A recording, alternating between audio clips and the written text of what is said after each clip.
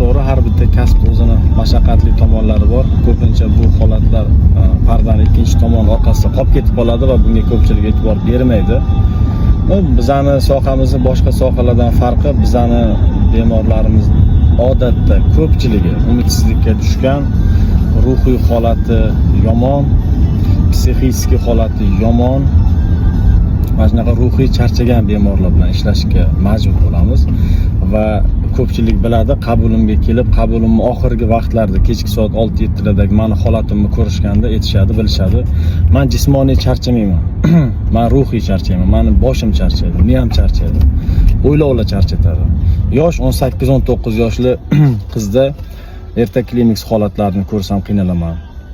Yosh yigitlarda birinchi marta urug' topshirishga kelganda azospermiya holati chiqqanda qiynalaman.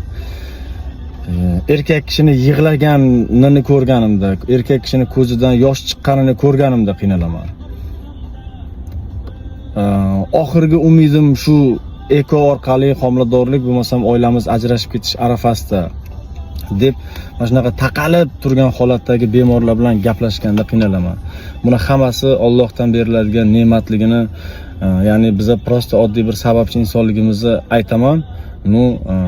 Bemorni chorasiz holatdaligini ko'rganimda qiynalaman.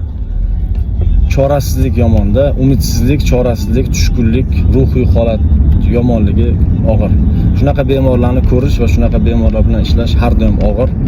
Bizning ishimizni eng mashaqqatli tomoni shunaqa bemorlarni ko'rganda qiynalish.